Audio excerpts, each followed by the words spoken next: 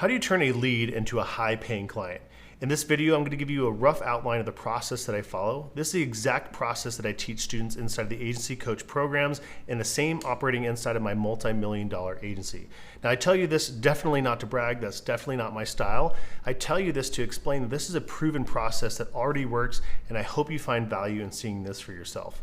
Here's an important note. As I describe this process, you'd be best served by mentally comparing it to your own way of doing things. And instead of saying, I already know that, or I don't like to do it that way, suspend any judgment of this process. Instead, when those objections show up, replace them with, isn't that interesting? That's the pathway to learning from others and getting the most from it. Without further delay, let's jump into the process. Step 1, the lead comes in. It doesn't really matter the source of the lead so long as they're interested in getting help with one or more of the services you offer, or even better, they just want help increasing their customer activity and they don't really care about what services are actually going to do that. So this could be a lead from a Facebook ad campaign, word of mouth, a referral, existing client, or someone you met at a chamber or networking event. Bottom line is, this process works on any lead so long as they have a desire to grow their business. Step 2. Conduct an initial interview, and don't be talking about any of the services that you offer yet. This is a really important step, and you have to do it the exact way I describe here, no skipping steps. Interview the client as if you were an investigative reporter, really digging, versus an order taker at a burger joint. You want to understand as much as possible about their business and have a really deep understanding.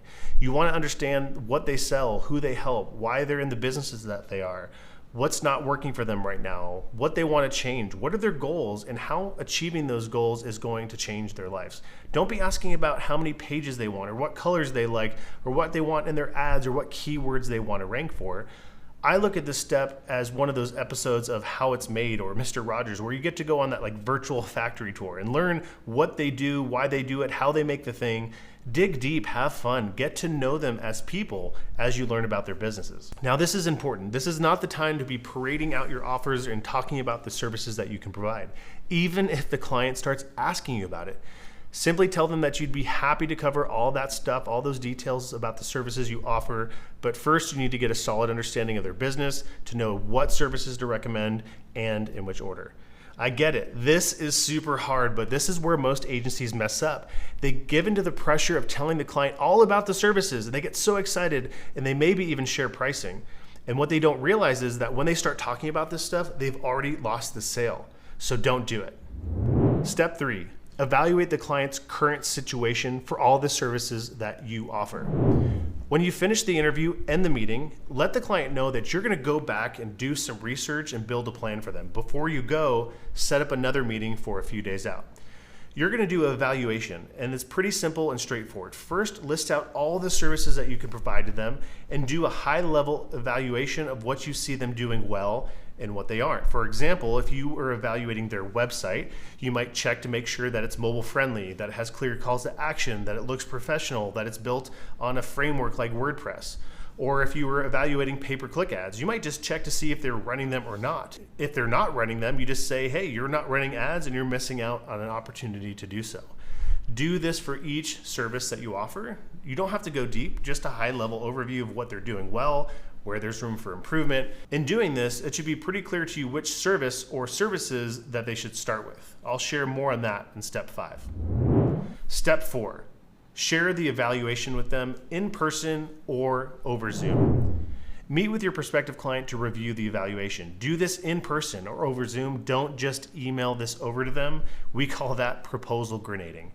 Meet with them and walk them through each service that you offer and explain to them what you see. Tell them what they're doing well, point out where there might be room for improvement.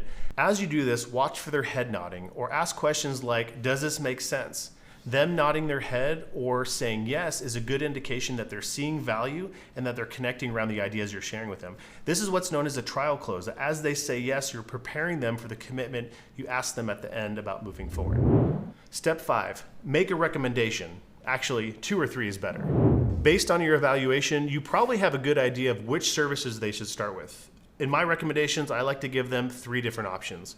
Package A is the smallest, package B is in the middle, and package C is the largest. Each package is a combination of the different services that you can offer. This is important. Make a recommendation. Usually I like to make the middle one as my recommendation unless there's some other reason to do otherwise. So here's what I'll say to them. All right, so money and time being no object, I think you would be best served with package C, as it includes everything that I think we need to improve. But I realize that isn't always possible. And the great thing about digital marketing is we don't have to bite off everything at once. That's why my strongest recommendation is package B. All these options are great, so you wouldn't go wrong with starting with any of these. What do you think? Then shut up. Get comfortable with the silence. This is where the client either is going to agree with your recommendation or where their objections and questions will come up. Step 6, enroll the client in your services. Celebrate any sale, big or small.